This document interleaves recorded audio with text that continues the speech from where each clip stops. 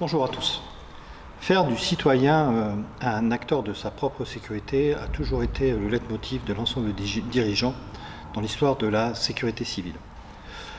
Avant de voir sous quelle forme on a fait prendre conscience aux citoyens qu'il était important qu'ils se préparent aux catastrophes, revenons un peu en arrière et au fondement de la protection civile. La protection civile a été créée en 1951 grâce à la mise en place du service national de protection civile pour préparer la population à deux enjeux majeurs, la protection du quotidien, mais également la protection en cas de guerre. Bien évidemment, le législateur à l'époque a en mémoire ce qui s'est passé quelques années auparavant à l'occasion de la Seconde Guerre mondiale. Il en a tiré les conséquences. Une des principales conséquences était de ne plus voir de manière désordonnée des gens réaliser un exode au risque d'être pris sous les feux des tirs ennemis. Cette protection civile va se construire autour d'un axe majeur, celui de la préparation de la troisième guerre mondiale qui serait atomique, puisqu'on a une course à l'armement des différents pays et des différents blocs qui s'affrontent, doit être préparée à la fois d'un point de vue technique, en construisant des abris et en préparant la population. Cette préparation à la guerre va être faite sous différentes formes.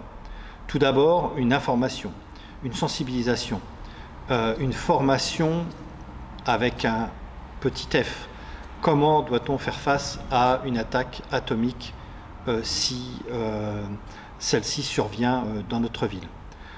Comment doit-on rejoindre des abris atomiques qui, malheureusement, ne seront pas construits en nombre, contrairement à ce que voulait le législateur?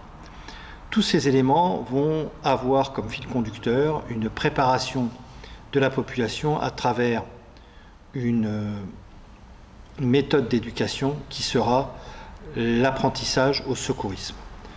Le gouvernement souhaite mettre en place dans les années 60 un brevet de secouriste qui va permettre à la fois de disposer de véritables préventeurs au quotidien en temps de paix, mais également d'une armée de secouristes en temps de guerre, notamment pour relever les blessés lors des bombardements. Autre mission de la protection civile, c'est la prévention du quotidien et notamment la prévention contre l'incendie. Que ce soit pour la préparation de la guerre, mais également la préparation sur le temps civil, ce que l'on souhaite, ce n'est pas à mettre à bas les richesses du territoire. La protection contre l'incendie et notamment la préservation des ressources agricoles du moment vont être des éléments qui vont permettre de mettre en place une véritable politique de prévention. Le service national de protection civile va éditer, pour éduquer la population, 2 brochures. La première brochure, un manuel de survie en cas d'attaque atomique, et un autre manuel plutôt de prévention pour indiquer que le premier incendiaire est le citoyen et que c'est à lui de réagir et c'est à lui de prévenir tout risque d'incendie pour éviter des catastrophes. Bien évidemment, même si le général de Gaulle va mettre en place une politique de dissuasion nucléaire qui va affaiblir un peu les crédits affectés à la protection civile, les catastrophes continuent à s'enchaîner et on va avoir une mutation de la protection civile en sécurité civile au début des années 70. En 1970, les jeunes populations n'ont pas connu la guerre ou ils n'ont connu la guerre qu'à par procuration à travers leurs parents, se tournent vers d'autres problématiques. Les catastrophes s'enchaînent. On retiendra l'incendie du Dancing de Saint-Sec qui fera plus d'une centaine de morts, la catastrophe de la Moquecadis, et puis une multitude dans le sud de la France d'incendies. Et on n'oubliera pas également le fléau des accidents de la route qui tuent chaque année plus de 15 000 morts sur les routes de France. Toutes ces catastrophes vont nécessiter une mutation de notre système de sécurité civile. Et ce système de sécurité civile va se transformer en un système de protection de la population en temps de guerre vers un système de protection de la population en temps de paix. Prévenir, protéger, secourir sont les 3 axes qui vont être nécessaires de développer pour la nouvelle sécurité civile qui est créée en 1975. Changement de nom, changement de mission, mais toujours la même ambition, celle de former la population à se protéger d'elle-même.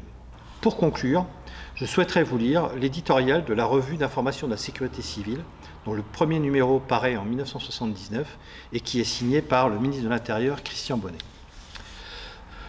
Protéger les Français contre eux-mêmes. La sécurité civile, c'est tout d'abord la lutte contre les catastrophes, mais aussi la protection contre les risques quotidiens de la route, du travail ou des loisirs. Paradoxalement, l'opinion attache peu d'importance à cette sécurité-là. Légitimement, elle se préoccupe de la montée de la violence, des moyens mis en œuvre pour assurer sa protection contre la délinquance. Elle s'émeut lors des grandes catastrophes, mais la sécurité de tous les jours ne semble guère l'intéresser. Et pourtant, c'est plus de 20 000 morts que causent chaque année les accidents de tous ordres. Dans la lutte contre ce type de risque, il est nécessaire que chacun se sente concerné et responsable. Trop de forêts brûlent par suite d'imprudence. Trop de blessures ou de morts résultent de l'inconscience ou de l'ignorance. Il ne sert à rien que l'État renforce d'année en année l'importance et la qualité des moyens de secours et de soins, comme c'est trop souvent le cas, car il est obligé de protéger les Français contre eux-mêmes.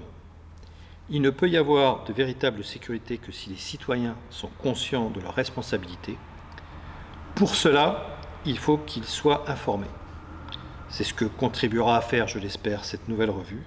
Elle est également le lien entre le ministère de l'Intérieur et ceux qui, professionnels ou volontaires, participent chaque jour, chaque heure, avec dévouement et compétence à l'action de la sécurité civile.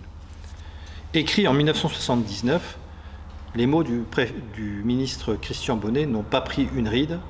Ça reste le leitmotiv quotidien des équipes de la sécurité civile et des différents acteurs qui concourent à la sécurité civile. Ça doit être aussi un élément de prise de conscience de chacun d'entre nous. Merci à vous.